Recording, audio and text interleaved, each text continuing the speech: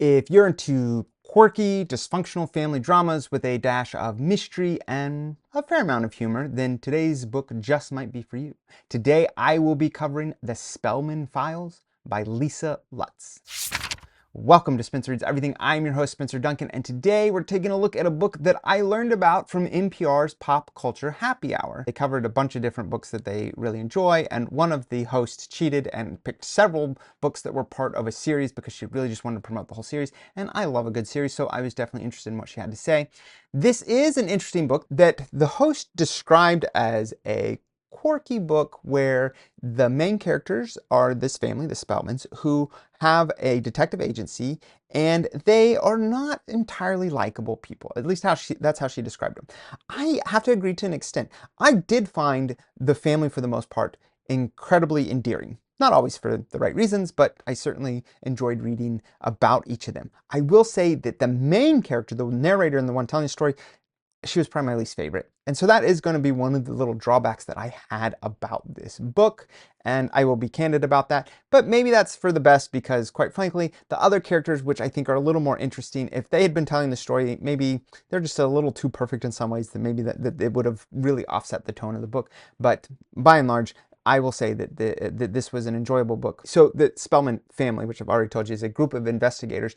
Their personal lives are really just as messy as the cases that they take on. And that's the premise of at least this first book. I think it is the premise of the whole series. I will find out because I will tell you now, I will read the rest of the series, or at least more books in the series. And at the center of this series is the second child, the middle child, the daughter, who is Isabel Spellman, and she's 28 in this book, although she talks a fair amount about her whole life, and so as the book is unfolding, she's 28, but you do also discuss other parts of her life, how she became a PI, and she's really trying to discuss just the chaotic life and the love and all of her rebellious tendencies that often clash with her family's sleuthing business. She's good at what she does, but you can see that her lifestyle has a tendency to sometimes mess things up or complicate things unnecessarily. One of the things that I really enjoyed about this book was the humor and the dynamics with all of the different Spellman members. I thought that each member is eccentric in their own way, and their interactions are what really made the book just really interesting to me.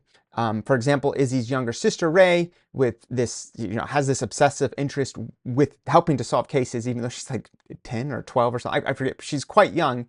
And then, of course, she has her, and then you have her very nosy parents, just like any parent would, be concerned about the welfare of their children. But on top of that, the fact that they are private investigators means that they have this added element of trying to figure out what exactly is going on in their very secretive daughter's life through, less conventional means. That being said, I thought that they were very likable characters. I thought that they were much more likable than Izzy herself, Ray. Of course, there's their uncle, who is part of this story as well, and her older brother. I think each of them had some flaws, but Izzy, I think, clearly has the most flaws. So at the heart of the book is the Spellman family, so everyone that I just mentioned.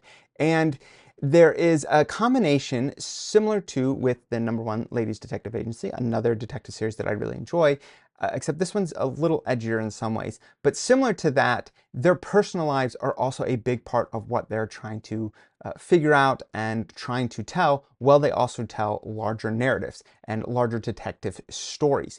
And so this book has a detective story they're trying to solve. It includes someone that went missing years ago. Matter of fact, because of some conflict between Izzy and her parents say that she is welcome to go get a job somewhere else, but only after she has solved this case that no one has been able to solve. So the book is her trying to solve that case. Then on top of that, you have all sorts of different family dynamics that they're trying to figure out. I will say that the way this particular book is told is a little too complicated to me at points. They start out by saying that her younger sister, Ray, is missing, and then you take forever to get to how or why the sister is missing. And it is still an important plot point, but only in a weird roundabout way. And I thought that element was just a little tone deaf to me. I didn't think it really worked in the way that I think the author was hoping. And I did find some of it a bit edgy, but not in a particularly good way. I felt like there was a little too much discussion of Izzy's romantic life. Obviously, she's the narrator, so she feels entitled to do that. But it was but it's meant to have some kind of connection to the larger story, and sometimes that's hit or miss. In some cases, it does appear to have at least some relation to the stories that they're trying to solve or parts of their family dynamics, but a lot of it doesn't. So in those cases, I just didn't think that the story it was trying to tell was as interesting as I think the author thought it was. But who am I to say? This is not my book. I didn't write it, so maybe I'm misrepresenting exactly what the author intended. I'm not sure. All that being said, who would I recommend this for? People that like a good detective novel, but also want the personal life of the individuals involved to be a big part of that storyline.